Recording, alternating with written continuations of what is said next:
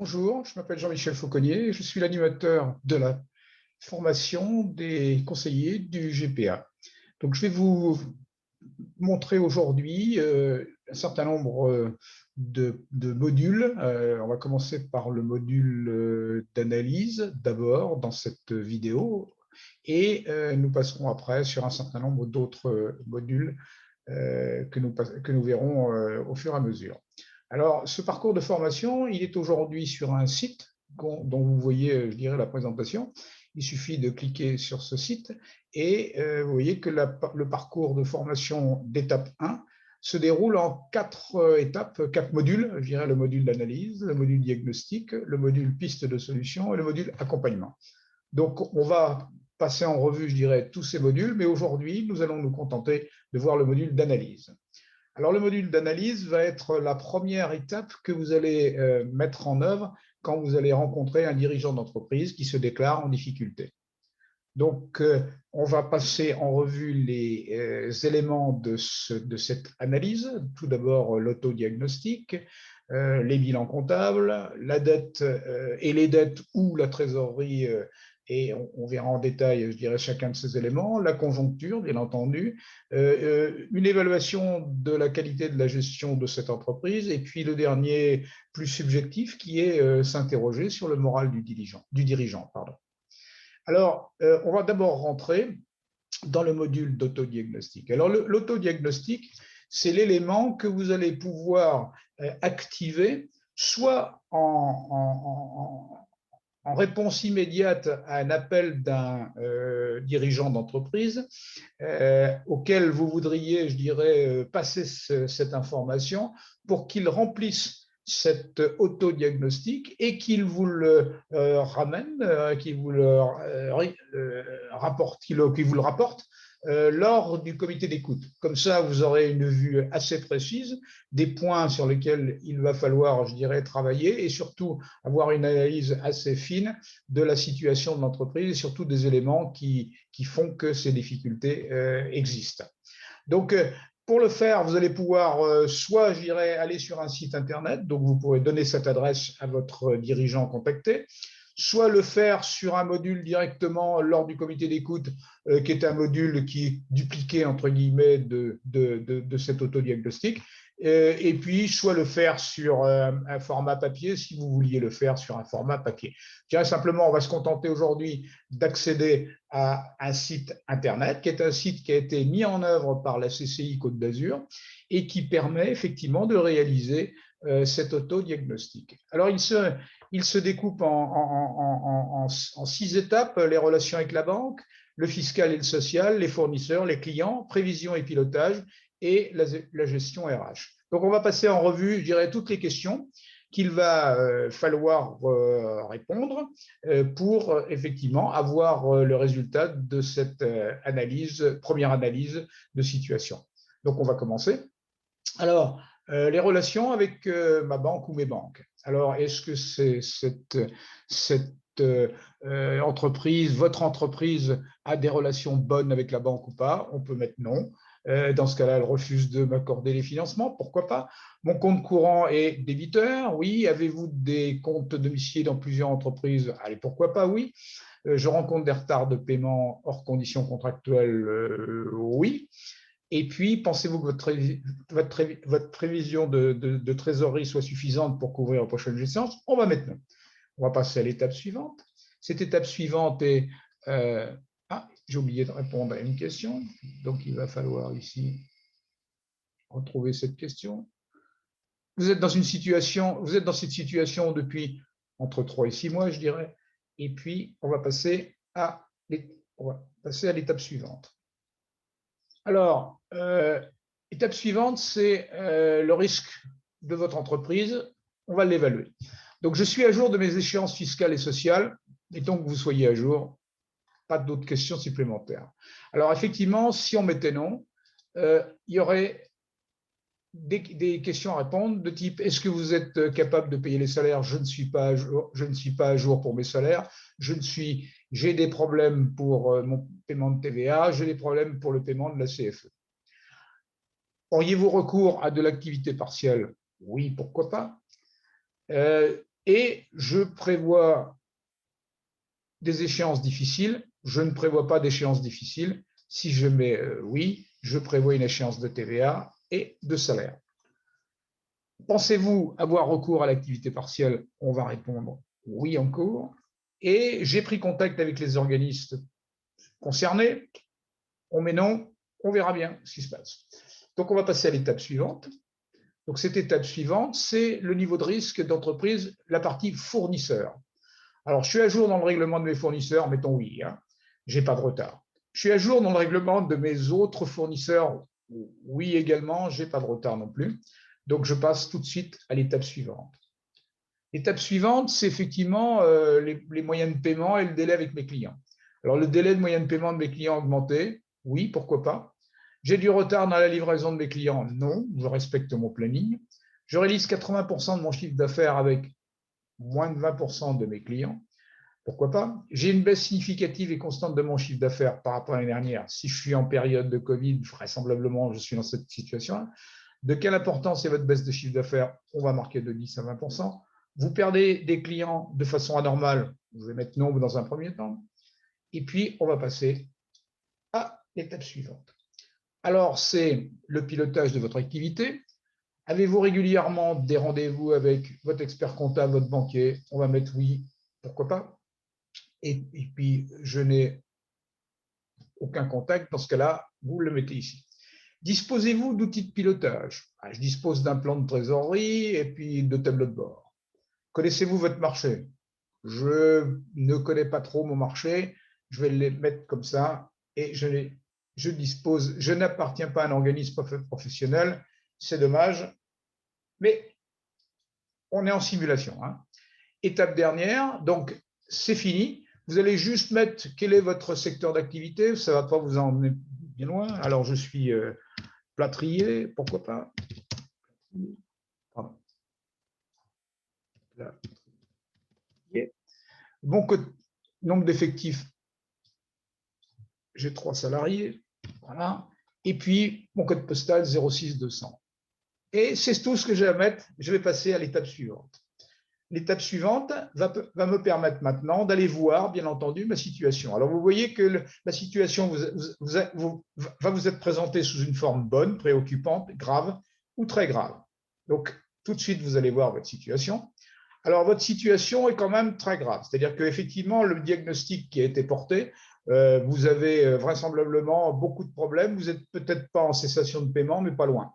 Donc, les informations là sont juste pour information. C'est simplement pour vous dire que votre situation est pas reluisante. Alors, on va regarder après, étape par étape. L'outil va vous dire où est-ce que vous en êtes, les relations avec votre banque. Alors ici, vous voyez que vous êtes dans une situation où l'intervention du médiateur du crédit, du mandataire ad hoc ou des conciliations est peut-être encore possible. Donc, c'est juste des conseils, c'est juste des petits points. Vous n'êtes pas forcé, je dirais, de vous y accorder pour un moment, puisque de toute façon, on n'a pas fait le diagnostic encore. C'est simplement pour vous donner une image de votre situation actuelle. Au niveau du fiscal et social, parce que vous pouvez demander un étalement, vous pouvez toujours avoir la possibilité, effectivement, d'aller étaler vos dettes, mais vous avez indiqué un retard à non-paiement de charges sociales. Attention au niveau du salaire et des charges sociales. OK ? Simplement, même chose là, vous êtes vraisemblablement sous un orage qui arrive. Hein. Donc voilà où est-ce que vous en êtes sur cet aspect-là. Au niveau fournisseur, comme on avait mis que la situation était très bonne, vous voyez que vous avez le soleil reluisant, donc votre situation avec le fournisseur est assez bonne. Au niveau des clients, nous vous conseillons de revoir vos stratégies parce qu'effectivement, vous perdez un certain nombre de clients et votre financement du poste client se détériore puisque vous allongez votre période de recouvrement. Éléments prévisionnels et pilotage de votre activité. Sur le plan de la connaissance du marché, meilleure connaissance serait à acquérir et les habitudes d'achat dans votre secteur vous permettraient d'optimiser et de conforter vos ventes. Donc voilà en gros, je dirais, ce que l'analyse vous a apporté. Donc vous avez un point très important, c'est le fiscal et le social, la relation avec les banques, et puis en général, je dirais, votre situation n'est pas bonne du tout, du tout.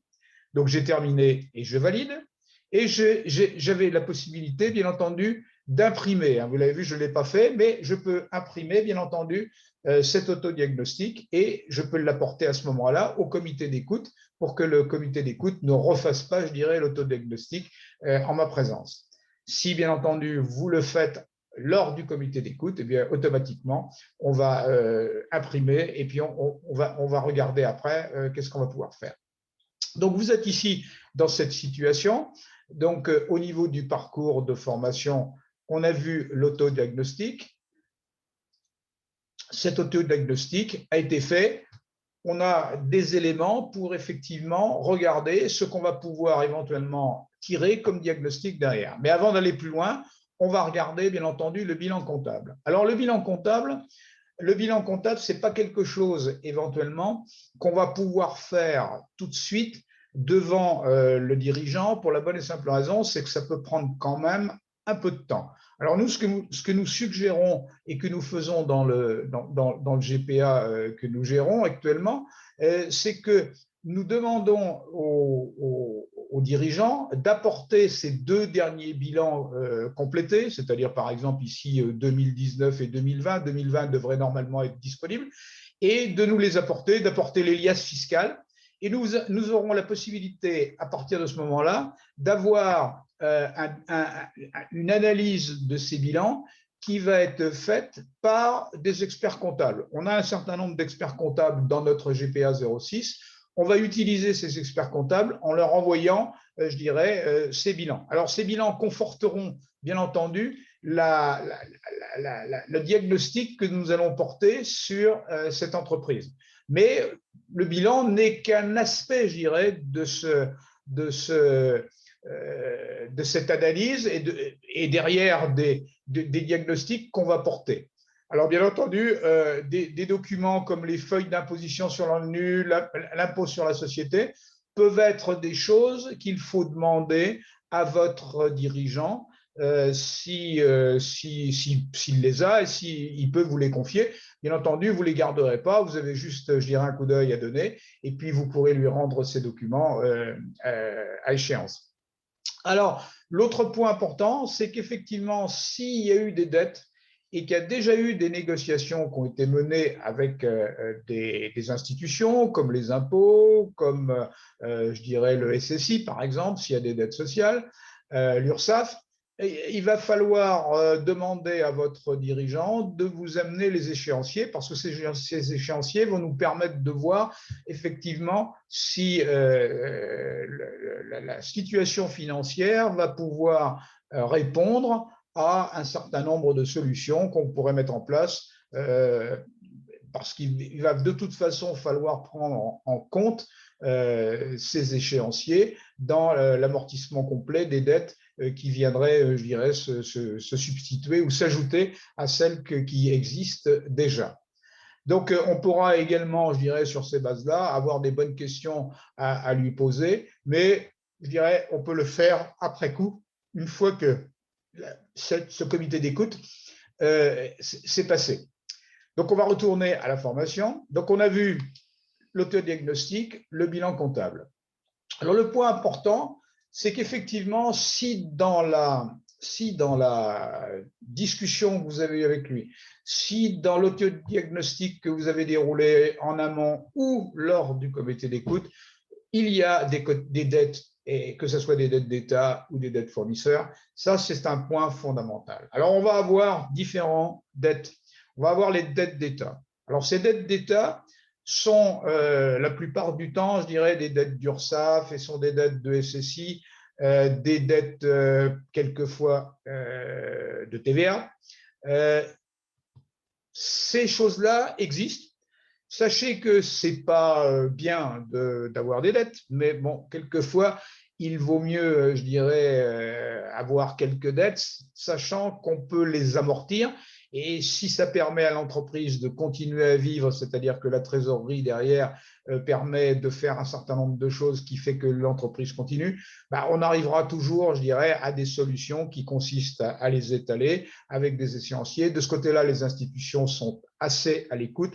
Et bien entendu, le plus tôt possible, on déclenche ces échéanciers, le mieux on se porte. Mais bon, si les situations sont ce qu'elles sont et que vous avez un certain nombre de dettes, il va peut-être falloir utiliser des solutions, on verra plus tard, qui ne seront pas forcément, je dirais, les solutions d'échéancement normales, mais il va peut-être falloir faire des choses un petit peu plus, je dirais, drastiques. Alors, La TVA en retard. Alors la TVA, c'est quelque chose qu'il faut payer, puisque de toute façon, on est collecteur de TVA quand on est bien entendu dans une structure qui permet, qui fait que vous collectez la TVA pour l'État. Donc vous devez bien entendu la reverser d'une manière trimestrielle avec une déclaration de TVA. Alors, il y a des impôts autres que la TVA, il y a la CFE et puis l'impôt sur les sociétés qu'on appelle l'IS. Alors, même chose, ce sont des choses à payer. La CFE, je crois que c'est une fois ou deux fois par an, et l'impôt sur les sociétés, c'est une fois par an ou tous les quadrimestres. Alors, les dettes sociales, les dettes SSI, alors c'est pour les indépendants et les auto-entrepreneurs qui sont sur des statuts effectivement d'auto-entrepreneurs ou de micro-entreprises. Alors, la dette SSI est souvent effectivement une dette constante, c'est-à-dire que c'est la première chose qu'on ne paie pas. C'est également au niveau de l'URSSAF la première chose qu'on ne paie pas sur les dettes salariales. Mais bon, il va falloir à un moment se mettre à jour de ces dettes et il va falloir travailler sur des échéanciers. Dans le régime agricole, la cotisation ne s'appelle pas le SSI, mais s'appelle le MSA, Mutualité sociale agricole. Et c'est la même, je dirais, c'est la même chose que le SSI. Les procédures sont les mêmes au niveau des dettes et au niveau de l'amortissement de ces dettes. Alors, les déclarations doivent être faites, bien entendu, de manière trimestrielle et il faut payer ou ne pas payer ces dettes si on ne peut pas les payer. Si on peut pas ces cotisations, si on ne peut pas les payer, ça s'appelle de la dette. Mais à un moment donné, je me répète, il faudra se mettre à jour.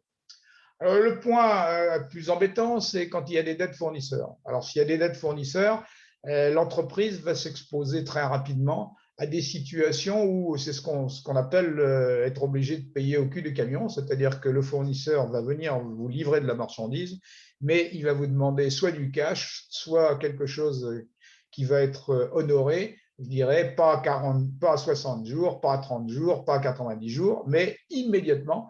Donc, il faut éviter d'avoir ces types de problèmes parce qu'effectivement, l'entreprise qui n'a plus de fournisseur qui lui fournit quelque chose arrive vite à échéance, je dirais, vis-à-vis de ses clients. Elle ne peut plus livrer ses chantiers, finir ce chantier. C'est assez difficile.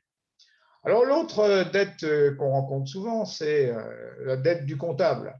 Alors, le comptable, effectivement, quelquefois, on estime que c'est un petit peu cher et on ne le paie pas. Alors ça, c'est une erreur fondamentale. Je dirais, il vaut mieux peut-être, quelquefois, bien qu'il ne faut pas le dire comme ça, mais avoir des dettes d'État. Mais si on ne paye pas le comptable, lui, il va avoir un élément de rétorsion qui va être le fait de ne plus produire les bilans. Et ça va être très gênant pour toutes les solutions que vous allez pouvoir derrière éventuellement engager. S'il n'y a pas de bilan, on va avoir des contraintes terribles pour déterminer et surtout exécuter les solutions qu'on pourrait trouver. Alors, il y a également les problèmes de trésorerie. Alors, les problèmes de trésorerie, souvent, sont à l'origine des découvertes bancaires. Le banquier fait payer un certain nombre d'agios. Il y a des gens qui paient énormément d'agios tous les mois. Il faut savoir que ces choses-là, je dirais, grèvent bien entendu la trésorerie et ne dégagent absolument aucune valeur ajoutée pour l'entreprise et, bien entendu, finissent par plomber les comptes. Alors, est-ce qu'il faut avoir une banque ou deux? C'est préférable d'avoir toujours une banque sur laquelle on s'appuie, mais en avoir une deuxième sur laquelle, effectivement, on peut faire un certain nombre de transactions. Parce que si on se fâche avec la première, on peut toujours rester bien avec la deuxième. C'est quelquefois, je dirais, un conseil de bon sens à donner. Alors, souvent, ces problèmes de trésorerie viennent d'un fonds de roulement qui a été mal estimé. Bien entendu, si on n'a pas de fonds de roulement quand on crée l'entreprise, on va vivre avec ce fonds de roulement mal adapté pendant je ne sais pas combien de temps. On va être obligé de travailler avec des découverts autorisés, mais avec des agios qui vont gréver cette trésorerie. Et ce n'est pas la bonne solution. Il vaut mieux quelquefois décaler la création de son entreprise de 3 ou 6 mois pour se constituer un fonds de trésorerie plutôt que de démarrer tout de suite et puis se retrouver, je dirais, quasiment en contrainte de trésorerie très rapidement. Alors, bien entendu, quelquefois, on va demander une autorisation de découvert, la banque peut le refuser. On va demander un crédit de trésorerie, la banque peut le refuser. Et on commence à avoir des problèmes avec, je dirais, son entreprise. L'autre point fondamental, c'est d'avoir une autorisation de découvert et découvrir qu'un jour, la banque la supprime. On arrive, je dirais, souvent, hélas, à des contraintes extrêmement fortes de la banque qui supprime en 30 jours une autorisation de découvert et là, sur lequel vous avez énormément de problèmes, je dirais, à rebondir. Alors, l'autre point important qui grève la trésorerie, c'est les défauts de paiement client, c'est-à-dire que vous avez mis les factures et vous avez les impayés. Alors, même chose, il faut sans arrêt relancer vos clients. Ça, c'est une activité complète, c'est-à-dire que si vous avez un paiement à 30 jours, au bout des 30 jours, si vous n'avez pas été payé, le 31e jour, vous relancez vos clients parce que dès qu'on laisse des crédits, des créances clients à l'abandon, bien entendu, on tombe sur des mauvais payeurs qui profitent de la situation. Donc, n'hésitez pas parce que ça peut vous plomber une entreprise. Un chantier qui a été fait, vous avez payé tous vos fournisseurs à 30 ou 60 ou 90 jours, mais le client ne vous a pas payé à 120 jours. Ben, vous êtes dans le rouge. Donc, il faut à tout prix, avoir ce travail continuel de relance de factures à payer. Et si vous avez ces problèmes récurrents parce que vous avez des mauvais payeurs, ben quelquefois, il faut passer à d'autres situations. On le verra dans l'accompagnement un petit peu plus tard. Donc, on va retourner à la formation et on va passer maintenant, je dirais, à la conjoncture. Alors, la conjoncture, c'est un point important. Ça va vous permettre de définir, bien entendu, qu'est-ce que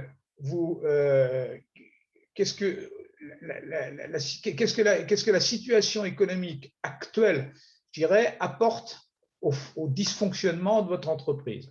Alors, ça va vous également permettre de dire si la conjoncture ne vous a pas impacté, c'est que vous avez un problème structurel. Et là, je dirais à l'arrière, c'est plus grave parce que il va falloir le corriger parce que quelle que soit la conjoncture, vous aurez toujours, je dirais, ce phénomène structurel. Donc la conjoncture, et hélas, quelquefois, le problème majeur et la crise du Covid en est une illustration parfaite, mais on peut toujours espérer que la conjoncture va se renverser, que le commerce va repartir, que vos chantiers vont repartir, que vous allez avoir des devis qui vont être signés et que votre business va repartir.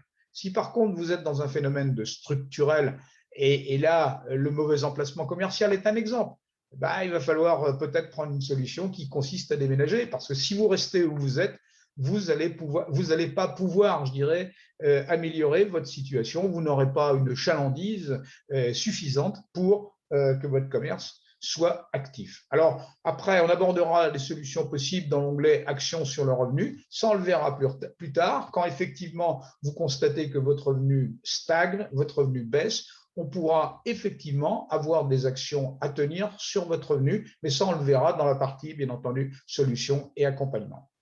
On va revenir sur la partie formation et on va passer maintenant à la partie gestion. Alors, la partie gestion est un élément important, je dirais, parce qu'on s'aperçoit que quelquefois, les dirigeants qui arrivent, je dirais, au GPA sont dans une situation qu'ils sont incapables d'expliquer. Ils sont incapables d'expliquer parce que la gestion n'a pas été une activité, je dirais, dominante chez ces gens-là. Et quand ce n'est pas, je dirais, l'épouse qui a du temps pour le faire, c'est eux qui s'y collent, mais s'ils ne s'y collent pas, on arrive à des situations extrêmement délicates parce qu'ils exposent leur entreprise du fait de l'absence complète d'un certain nombre d'indicateurs. Alors, les points fondamentaux, c'est qu'on constate qu'il y a des gens qui ne savent absolument pas où ils sont. Ils sont en pleine mer, c'est ce que j'appelle l'absence de tableau de bord. Ils ne savent pas s'ils vont toucher la Terre dans 3 jours ou dans 6 mois. Et puis, ils ne savent pas, bien entendu, s'ils naviguent avec 3 mètres de fond et un tirant d'eau de 2,90 m. Donc, ils ne savent pas où ils en sont. Ça, c'est le point, je dirais, le plus grave. Et sachez que ça existe dans beaucoup de cas, hélas. C'est-à-dire que le dirigeant est un très bon patron, est un très bon ouvrier, il n'est pas un très bon gestionnaire. Bon. Il faut améliorer cette situation, il faut lui donner des conseils. Alors, l'autre point aussi, c'est que normalement, un comptable ou un expert comptable doit être la personne qui, effectivement, tire la sonnette d'alarme s'il s'aperçoit dans les comptes, et il a le moyen de s'en apercevoir, que l'entreprise est en train de basculer vers une situation qui n'est pas forcément, je dirais, la bonne situation. Et il devrait tirer la sonnette d'alarme en disant, écoutez, il y a quelque chose qui se passe, moi je constate ça, et vraisemblablement, vous avez des soucis, n'hésitez pas à vous faire aider, ne serait-ce que ça, je dirais, et puis donner, bien entendu, lui-même des conseils, c'est facile à faire. Mais s'il ne les donne pas, la plupart du temps, qu'est-ce qui se passe? Hélas, il n'y a pas de conseil. Alors, il y a l'autre phénomène aussi, c'est que dans un certain nombre de cas, les dirigeants, bon, surtout principalement, bien entendu, les auto-entrepreneurs, n'ont pas de comptable. Alors, ce n'est pas parce qu'on n'a pas de comptable qu'on ne doit pas faire sa comptabilité. Alors, il y a des gens qui, effectivement, disent le comptable est un petit peu trop cher par rapport aux revenus que je dégage, donc ils vont s'occuper de leur comptabilité. Ils ont un petit outil de comptabilité. Ils font très bien, je dirais, ce travail-là, il n'y a pas trop de soucis. Alors, ils vont simplement avoir, quand ils sont en auto-entrepreneur, en micro-entreprise, le revenu va être majoré de 25% sur les déclarations. S'il prouve qu'il a adhéré à un organisme de gestion agréé. Hein. S'il n'a pas adhéré à un organisme de gestion agréé. Si il fait vérifier ses comptes une fois l'an auprès de cet organisme-là, il n'a pas, je dirais, ses revenus majorés de 25%. Donc, c'est à prendre en compte parce que ce n'est pas négligeable quand on va payer l'impôt sur le revenu à la fin de l'année. Alors, le dernier point qui est important, c'est le point sur le moral du dirigeant. Alors, le moral du dirigeant, c'est d'aller voir effectivement si ce dirigeant est capable aujourd'hui d'aller plus loin pour régler ses difficultés, ou vous le sentez au bord du gouffre. Et il y a effectivement des gens qui arrivent au GPA et qui vous disent, écoutez, je ne vais pas aller plus loin, il faut m'aider éventuellement à fermer l'entreprise et à liquider. Sachez que ça existe. Alors, il faut bien entendu essayer de voir si cette situation justifie, entre guillemets, cette liquidation, parce que si l'entreprise est encore pérenne, il faut peut-être passer par l'intermédiaire du redressement judiciaire qui va pouvoir faire perdurer, je dirais, l'entreprise même sous cette contrainte-là, mais au moins, je dirais, continuer à travailler. Mais quelquefois, on sent le dirigeant complètement à bout, et il ne faut pas hésiter, je dirais, à hélas, l'accompagner quand il vous répète 3-4 fois qu'il veut arrêter. Alors, le problème important aussi qu'on constate, c'est qu'il y a des accidents de parcours. Alors, il y a beaucoup de problèmes de santé qui surviennent, et à la différence d'un salarié qui est couvert par la sécurité sociale, par un certain nombre d'éléments, qui touche son salaire quand il est malade, le dirigeant d'entreprise, lui, ne touche pas de salaire, sauf s'il a une assurance, je dirais, qui le couvre, mais c'est souvent assez cher. Et l'entreprise, à ce moment-là, a des problèmes insurmontables, surtout si dans l'entreprise, il n'y a qu'un salarié ou que la personne est toute seule, je dirais, à gérer son entreprise et à réaliser les chantiers. Donc, sachez simplement qu'il va falloir poser ce type de questions en disant, est-ce qu'il n'y a pas eu à un moment donné un problème chez vous de santé ou d'accident qui ont fait que, hélas, ça s'est passé comme ça chez vous. Et effectivement, le début, entre guillemets, des problèmes peut coïncider avec ce problème de santé. Alors, donc, va falloir, je dirais, questionner, comme je vous ai dit, la volonté du dirigeant de poursuivre. Donc, il faut insister légèrement, ne pas apporter de traumatisme, comme je l'écris au traumatisme. Mais si par contre, vous sentez que le moral est au plus bas, il faut effectivement l'accompagner vers une liquidation. Alors, l'autre point important, c'est que vous allez devoir tester, je dirais, si effectivement sa santé psychique n'est pas un petit peu entamée. Et ça, on le verra tout à l'heure, ce n'est pas à vous de l'organiser, c'est absolument pas, je dirais, à vous de vous transformer en psychologue, mais vous verrez que vous pourrez vous appuyer sur une association qui s'appelle APESA et à laquelle il faudra signaler effectivement ce dirigeant. Donc, vous voyez, ce premier module d'analyse est terminé. On va revenir, je dirais, au tableau. On va s'arrêter, je dirais, ici à ce module. On va après basculer sur effectivement le parcours de formation dans sa version diagnostique, mais ce sera l'objet d'une autre, je dirais, vidéo. Donc là, je vais vous saluer et vous souhaiter bonne lecture et bonne compréhension du module d'analyse et rendez-vous à la prochaine vidéo dans le module diagnostic. Voilà.